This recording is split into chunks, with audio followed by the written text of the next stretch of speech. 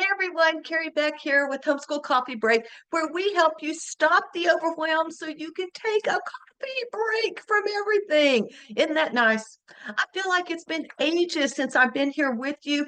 We have been running our Best of Life Skills Leadership Summit series. Those are our recent podcasts. If you missed any of those, go back and listen to them. I know you will be encouraged by them.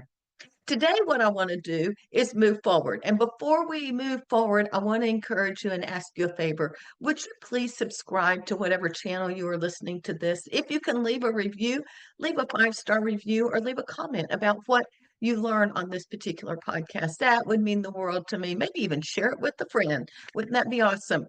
All right. Today, what we want to talk to you about, or I do, is homeschool success. How do you find success? We are publishing this the first Monday of March.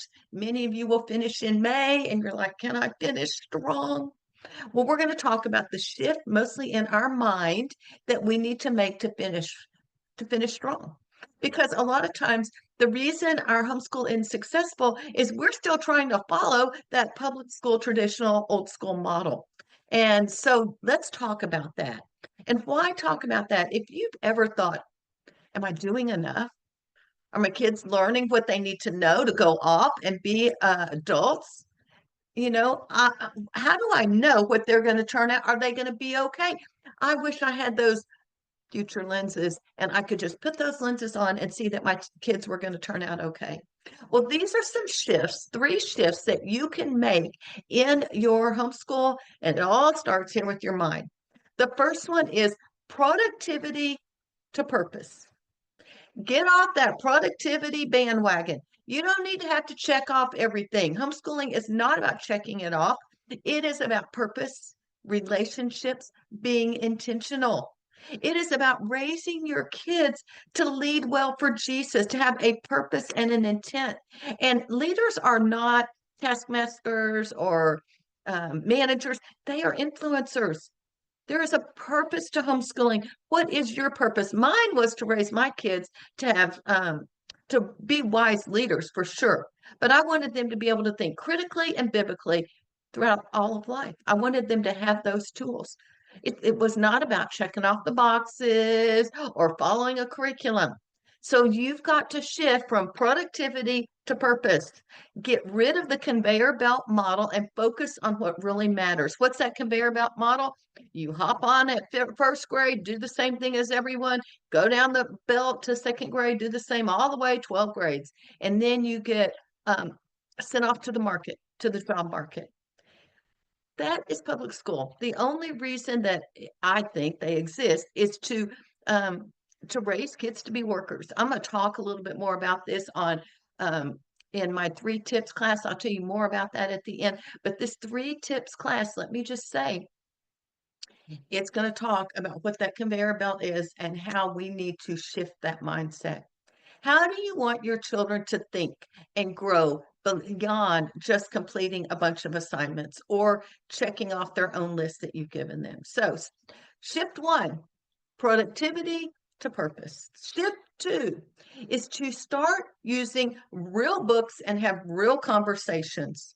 Get rid of the dry textbooks and move on to stories that inspire, real life stories, or even great imaginative stories. I call those classics or living books, but get rid of the textbooks that usually, if you have a child that's bored with school, it may have started with a textbook or workbook, or, just give them a stack of this and make them do their work. That is not education. That is not learning, and that is not fun.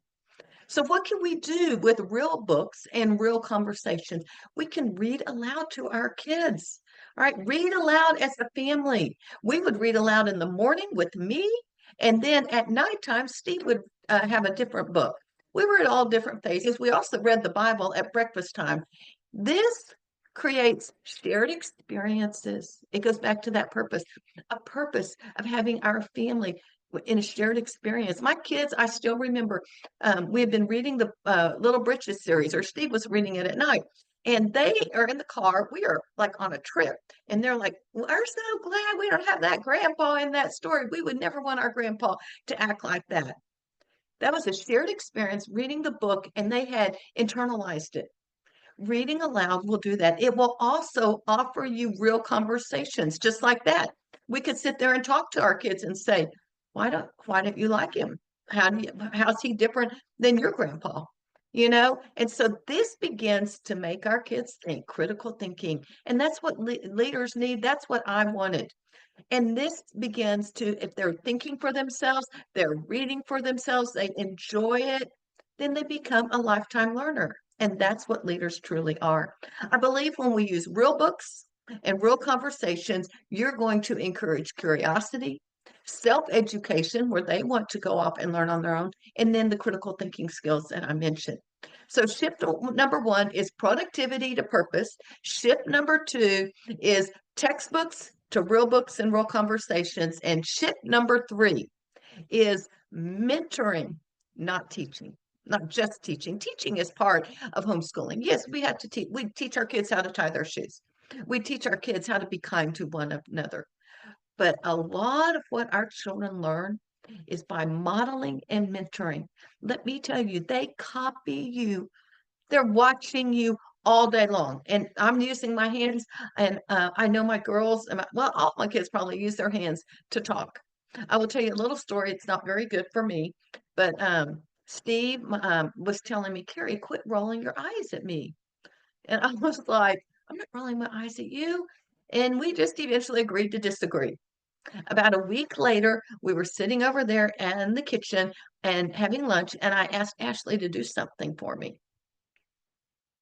She rolled her eyes at me, and I went, uh-oh. Did I say, hey, Ashley, roll your eyes when you don't want to do something? Did I teach her that? Well, I did teach her that. I modeled rolling your eyes is okay. I mentored that for her. And so we need to get away from just teaching and think about what example are we offering? I had to apologize to Ashley right there, and we had to talk about how that was disrespectful. It was wrong. Then I had to go apologize to Steve and say, that was disrespectful, and you were right. And so think about, what are your kids seeing? What are they copying? You may not even know that they're copying. It may be a few years, but you are definitely mentoring and modeling. Do you have a love for learning, or are you constantly on your phone? That tells, and if they see you on that phone, they're going to turn off learning and education. So the secret to changing your kids' attitudes is it starts with me and with you, with mom. That's where all education starts in homeschooling. You are doing something, you are teaching and modeling something for your kids. What are you modeling for your kids? Think about it. I hope, and I'm not perfect. I still do things that I don't want anyone to see, but I continue to grow and grow and hopefully follow God in the process, because He is turning me hopefully more Christ-like. So our shifts are from productivity to purpose, from dry textbooks to real books and real conversations. And shift number three is not just teaching, but modeling and mentoring for our kids. Now, I do want to encourage you to do something. And if you're listening to this later on, we will have another class, I'm sure. But I have a class, 3 tips for homeschooling moms to finish the year strong. And I would love for you to come. It is completely free. You just go to howtohomeschoolmychild.com/3 and tips in lowercase, just 3 tips. And that's it. And you will get there. All you do is sign up. We'll send you all the information. Show up for the live class. You're going to love it. We will dive deeper into all of these areas because I truly want you to grow. And I do believe one of the first places is changing our mindset, shifting our mindset. When you make these shifts, I believe your year will finish well. You will have a better year, you will have a happier year, and you will finish strong as well.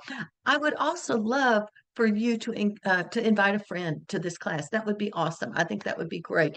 The more the merrier as far as I'm concerned. Thanks for spending time with me. I am Carrie Beck with Homeschool Coffee Break. We'll talk to you next time.